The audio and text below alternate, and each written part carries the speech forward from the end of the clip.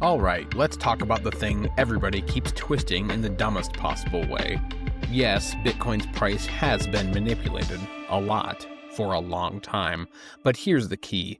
The manipulation is not a verdict on Bitcoin, it's proof of how valuable Bitcoin is and how hostile the environment has been while it monetized anyway. The parasites didn't swarm some random useless token. They swarmed the hardest asset on Earth and tried to hijack the rails around it. Exchanges, whales, stablecoin printers, derivatives casinos, market makers running literal manipulation as a service. From 2009 to now, if you overlay on-chain data, regulatory settlements, and academic work, you don't see a clean fairy tale free market, you see something much more important. You see Bitcoin subjected to maximum abuse by corrupt intermediaries and surviving all of it without changing its rules one time. In this episode, I'm going to walk through that history like a forensic analyst, but from the perspective of someone who actually understands what Bitcoin is. We're going to dissect Mt. Gox, BitMEX, FTX and Tether, wash trading, spoofing, liquidation cascades, the kimchi premium, social media psyops, and the mountain of statistical work that shows this market has never been efficient in the textbook sense. And then at the end, I'll give you a probability assessment. How likely is it that Bitcoin's price has been systematically influenced by manipulation? How big was that impact relative to real adoption? And what does that mean for the next 15 years of this asset? Spoiler, if anything, the fact that Bitcoin got this far under these conditions makes the long-term case stronger, not weaker. Let's start with the big picture. Take 15 years of Bitcoin market data, layer on-chain flows, then add 50-plus enforcement actions, academic papers, and forensic reports. What do you see? Not a neutral, frictionless, random walk market, but a contested battlefield. That includes coordinated whale behavior before major crashes, exchange-level fraud built right into the plumbing, unbacked stablecoins printed and deployed at key moments, algorithmic wash trading creating fake volume and fake liquidity. When academics put this into econometric models, they found that about half of the 2017 to 2018 bubble's price appreciation statistically lines up with manipulation signatures, especially around Tether flows. People look at that and say, see, Bitcoin is fake. No, the pro-Bitcoin interpretation is, despite hostile flows, fake volume, Bitcoin still pulled an entire global liquidity layer onto itself. The manipulation wasn't the engine of Bitcoin, it was a distortion field around an asset that was bootstrapping into a global monetary role. To really see that, you start at the first big manipulation blueprint. Modern Bitcoin manipulation history starts at Mt. Gox in 2013. Back then, Mt. Gox was the market. Most liquidity sat at one centralized honeypot, trusted by a community still figuring out custody, security, and market structure. Behind the scenes, Mt. Gox was running bots using fake internal credits to buy real Bitcoin. Two automated accounts, Willie and Marcus, acquired roughly 600,000 Bitcoin, worth about $188 million at the time, using credits the exchange just conjured up. Those weren't real users, they were house accounts. When researchers finally got hold of 18 million leaked trades and ran the numbers, the pattern was almost comically blatant. On bot days, Bitcoin's price rose about 79% of the time. On non-bot days, that dropped to 55%. Daily returns on bot days were over 4% versus near zero or negative on clean days. Statistically bulletproof p-value under 0.001. Virtually zero probability this was just random noise. During that period, Bitcoin moved from $150 to over $1,000 in 2 months. So what actually happened? A centralized custodian printed fake credit and used it to suck real Bitcoin out of the market, pumping price into a classic bubble. Did Mt. Gox corruption prove Bitcoin was broken? No. It proved centralized custodians are broken, exactly what Bitcoin was invented to replace. When the scam collapsed, Gox died. Bitcoin did not. What did we learn from Gox? We learned the first version of the manipulation playbook. Use insider access at a centralized exchange, create fake demand and fake volume with house accounts, exploit thin liquidity, ride the bubble up, let it crash, leave everyone holding the bag. But we also learned this. Users moved towards self-custody. Cold storage became standard. Hardware wallet culture exploded. Not your keys, not your coins stopped being a slogan and became a survival law. Gox wasn't a failure of Bitcoin, it was the origin story of Bitcoin's immune system. And that playbook did evolve, but so did Bitcoin's defenses. Fast forward to March 2020, COVID panic. Everything melting down globally. On-chain forensics show something extremely telling on March 13th. Roughly $370 million in Bitcoin flowed onto centralized exchanges in a tight cluster. BitMEX alone saw about 11,000 Bitcoin, roughly $47 million at the time, arrive in 3 big transfers minutes before key systems failed. Then DDoS attacks and outages that conveniently crippled normal trading and order placement. Coin collapsed from around $7,900 to $3,800. Lay out the steps in attacker logic. Number 1, push big BTC deposits into high leverage derivatives exchanges. Trigger or exploit outages so normal users can't bid or hedge. Slam the order books with aggressive sells. Let liquidation engines nuke 100 times longs in a cascading chain reaction. Buy back at the bottom while others are force sold into illiquid books, withdraw profits once the dust settles. Across BitMEX, those coordinated inflows were about 180% above typical inflows. Was there real macro panic? Of course, but someone very clearly weaponized that panic on fragile, leveraged infrastructure. And yet, what happened next? Bitcoin recovered faster and harder than basically any other risk asset on the planet and went on to new all-time highs. The protocol wasn't harmed, the manipulable wrappers around it were.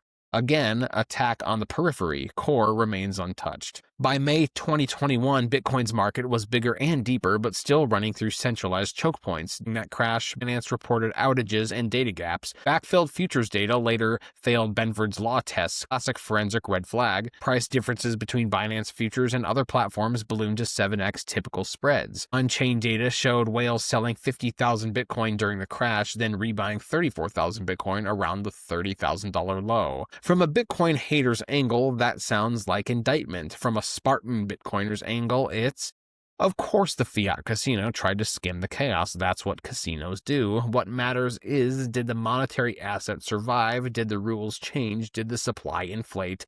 Did the consensus break? No. The exchange games created temporary structural mispricing and injustice for traders. But for hodlers in cold storage, the only thing that changed was the number on the screen, and even that reverted as the market healed. Store of value properties remained intact. Then we get FTX, Wall Street cosplay with an SPF haircut. On the surface, regulated, sophisticated, the grown-up exchange. But under the hood, we had $8 billion in customer assets misappropriated, FTX and Alameda using deposits to trade and manipulate, massive cross-venue influence, over 500,000 Bitcoin equivalent exposure, and when it collapsed, about $3.7 billion in withdrawals in just 3 days. A structural model showed the FTX implosion knocked 2 to 10% off major crypto prices instantly and vaporized roughly $152 billion in market cap in just 72 hours. Here's the twist. In fiat land, if a systematically important institution blows up, the money printer fires up. You get quantitative easing, bailouts, and fiscal packages. But with FTX, there's no bailout, no QE, no central bank, no rule change, and no special fork to rescue anyone. Bitcoin absorbed the hit and moved on. The fraud was in the human institution pretending to be the future of finance, not in the protocol with a fixed supply and open ledger.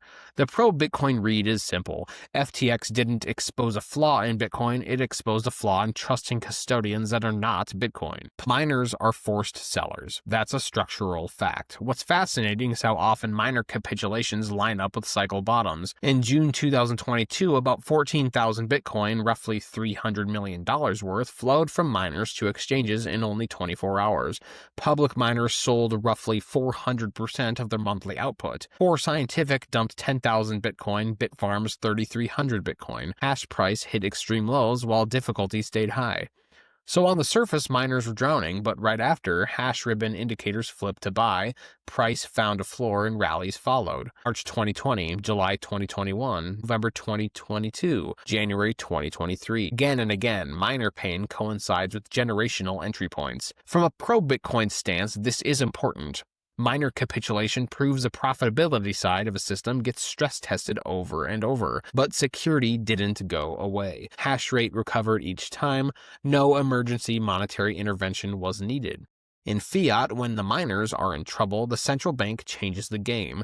In Bitcoin, when miners are in trouble, the game continues unchanged, and capital that understands the system steps in to buy. Now we zoom out to the structural level. Regulators have clawed back over $18 billion in penalties tied to manipulative or fraudulent behavior across markets that touch Bitcoin. Key examples include Binance, BitMEX, Coinbase. You can frame this as a look how corrupted Bitcoin is, but that's backwards. What this shows is the fiat-style institutions that wrap themselves around Bitcoin replicated exactly the bad incentives of legacy finance, while Bitcoin itself kept doing honest accounting underneath them. The manipulation is in the pipes, not in the asset. Derivatives liquidations are one of the cleanest ways for exchanges to harvest user pain. They build systems where your collateral is their asset, your liquidation feeds their insurance, your wipeout props up their solvency. The October 2025 flash crash was the peak expression of this. We had about $19.1 billion in liquidations in a single day. Bitcoin dropped from $122,000 to $102,000. Ethereum fell 16%, Solana 40%. Some altcoins effectively nuked to zero. Add in wrapped assets depegging, oracles drifting 10% off reality, DeFi protocols forcibly liquidating based on bad oracle data, and you get exactly what we saw, a cascading attack surface built on leverage and complexity. Again, the protocol's behavior, no rollback, no special fork, no halted trading at the base layer, just blocks mining, difficulty adjusted, and coins moving. The fragility is in how people chose to build on top of Bitcoin, not in Bitcoin's monetary rule set. Legacy finance gave us the spoofing archetype. JP Morgan's $920 million settlement for rigging metals and treasury futures. Crypto simply ported that behavior over and cranked up the volume. In 2019, FTX and Alameda were accused of trying to dump 255 Bitcoin on Binance futures to trigger a liquidation cascade. At the time, they called it a nuisance suit. Then the fraud came out. By 2024, the FBI didn't just wait for complaints, they ran a sting. They launched a fake token project, Next Fund AI, and asked who will help us manipulate this. The answer was 18 individuals and firms. In other words, full-blown manipulation as a service was an actual business line in this industry, and yet again the common denominator. They manipulated markets around Bitcoin to milk fiat flows. They never once altered Bitcoin's issuance, and yet again the common denominator. They manipulated markets around Bitcoin to milk fiat flows. The base money stayed incorruptible. Tether is the big one. John Griffin and Amin Shams, in a 2020 Journal of Finance paper, concluded that around 50% of Bitcoin's rise from $1,200 to $7,000 in 2017 to 2018 aligned with suspicious concentrated Tether flows. Their findings, less than 1% of hours, 87 specific hours, accounted for half of the price rise. Those hours lined up with big Tether deployments from one Bitfinex account. Print unback USDT, use it to buy Bitcoin on dips, push the price up, sell Bitcoin for real dollars, use those dollars to backfill reserves just enough for snapshot checks. Regulators later confirmed key elements, that Tether was fully backed by fiat on only 27.6 of days in a 26-month sample. The New York AG found out that Tether had no real bank for long stretches, with about $61.5 million sitting in a personal account, while 442 million USDT were circulated. Tether's always fully backed slogan was explicitly labeled untrue. So from a neutral lens, that sounds devastating. From a maxi lens, it's actually revealing. The market wanted dollar rails into Bitcoin so badly that companies lied, schemed, and risked prison just to supply it. Tether was a symptom of global dollar hunger, slamming into capital controls and banking gatekeepers, not a flaw in Bitcoin's design. Without Tether, Griffin Shams estimate Bitcoin might have topped closer to $4,100 instead of $7,000 in that specific window. Fine, they just distorted the path. Other analysts found that correlation coefficients around 0.87 between USDT supply and Bitcoin's price in certain windows, trading models that use Tether supply alone to time entries and exits, returning over 200% with high Sharpe ratios. Fresh examples like June 2025, when $2 billion in USDT minted in an hour, often preceded 8 to 10% Bitcoin price moves. There are three main interpretations. Direct manipulation, unbacked USDT is still being used as ammo to move Bitcoin around. Organic demand, people buy USDT with real dollars to get into Bitcoin. and the information effect. From a pro-Bitcoin view, all three lead to the same structural reality. Global dollar liquidity is now watching Bitcoin and reorganizing itself around it. Whether flows are honest or dishonest, hyper-financialized or organic, the steady state is Bitcoin is the gravity well. And over time, as more transparent rails compete with opaque ones, the manipulation share shrinks and the honest demand share grows. Beyond order books, there's the information layer. We've seen Alameda front-running FTX listings, exchange insiders leaking knowledge of future pairs, traders gaming enforcement timing, policy announcements, and macro headlines. Then, geographic distortions like the kimchi premium. Chinese and regional arbitrageurs exploited that premium and made billions. But again, think about it. Bitcoin became the cross-border pressure valve for trapped capital. People literally broke capital controls to acquire and export it. Premiums on local venues pulled global prices up. From a Bitcoin-friendly perspective, that's not a glitch. That's a monetary release valve function. Social media, fear, uncertainty, and doubt, and FOMO is the same story. Yes, botnets and influencers can push people around. But Bitcoin is the only asset where global retail can front-run institutions in real time with self-custody. The manipulators weaponize attention. The protocol quietly keeps score. So here's a statistical verdict. Inefficient, yes. Broken, no. Random walk tests, Hurst exponent analysis, variance ratios, volatility clustering, they all point to the same thing, that Bitcoin is not an efficient market in the academic sense. Serial correlation, volatility clustering, calendar anomalies, Hurst exponents consistently above 0.5 in big chunks of its history. From a textbook EMH perspective, that's bad. Of course it's not efficient. It's a new monetary asset being bootstrapped and financialized in real time. The important thing is the direction of travel. From 2010 to 2013, it was highly inefficient and easy to jerk around. 2013 to 2018, it was bigger but still structurally vulnerable. 2020 and now, more liquidity, more institutional participation, more surveillance, more robust infrastructure. Bitcoin's price path has been messy. Its monetary policy has been perfect. Vector autoregression models show that big exchanges lead smaller ones. Google searches, volume, and macro data feed into returns, and attention return feedback loops intensified during bubbles. From a maxi viewpoint, that's not a reason to panic. It's a reason to focus on decentralizing the revenues and thickening the order books. Here, we will rank the manipulation tools. In Tier 1, we have unbacked stablecoins, exchange bots, and customer fund abuse. In Tier 2, leveraged short attacks and liquidation engineering. Tier 3, watch trading, spoofing, pump and dump games. In Tier 4, we have information asymmetry, geographic arbitrage like the kimchi premium. And the common pattern between these is centralized choke points, regulatory blind spots, human incentives, short-term fiat extraction. Enforcement hasn't fixed anything yet, but it has exposed lies, forced some disclosures, shrunk the easy grift surface, pushed parts of the market towards more transparent rails. Tether still dominates, Binance still leads volume, FTX is gone, Gox is ancient history, new players are more regulated, more surveilled, and more integrated with legacy capital. From a Bitcoin maxi vantage, this is the arc. Bitcoin appears.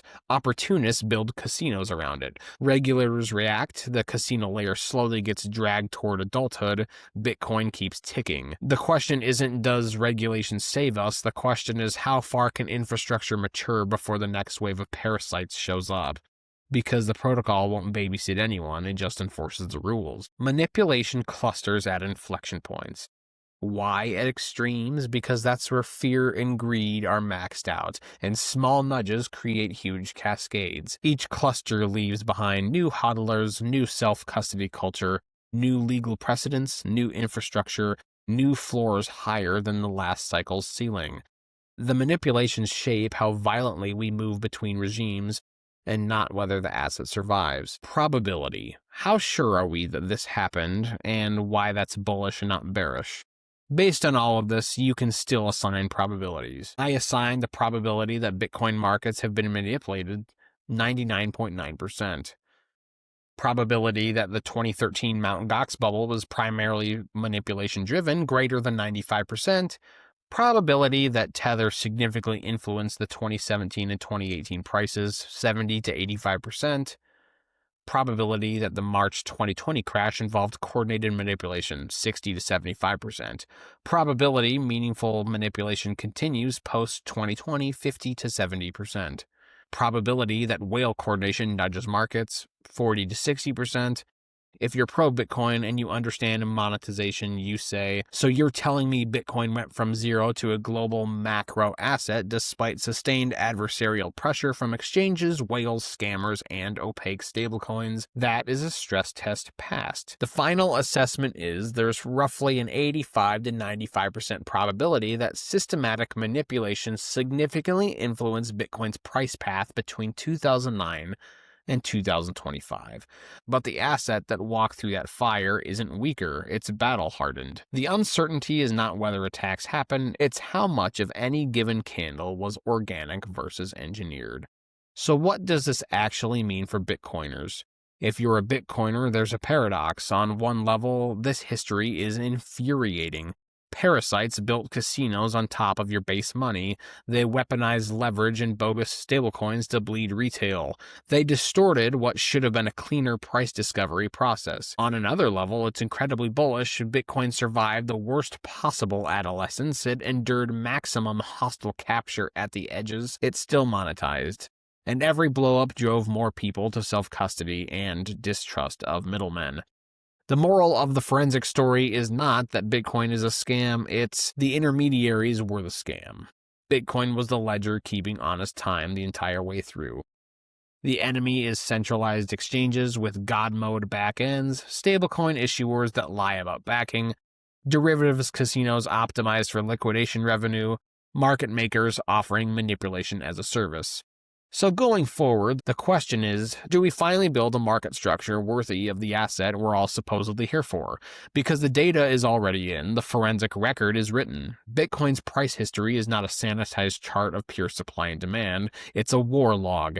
A record of honest adoption fighting through coordinated manipulation, structural abuse, and institutional fraud, and still winning in the only arena that matters long term: survival, hardness, and credibility of rules. The protocol can't stop people from building casinos around it, but you can stop playing in those casinos. You can hold your own keys. You can choose low or no leverage. You can opt for venues that prove reserves. You can treat Bitcoin as savings, not as a chip. And if we do that, the next 15 years don't have to look like the last 15. The base layer is ready. Now it's on us to decide whether we keep letting the parasites run the plumbing or finally align the market structure with the monetary revolution that's already here.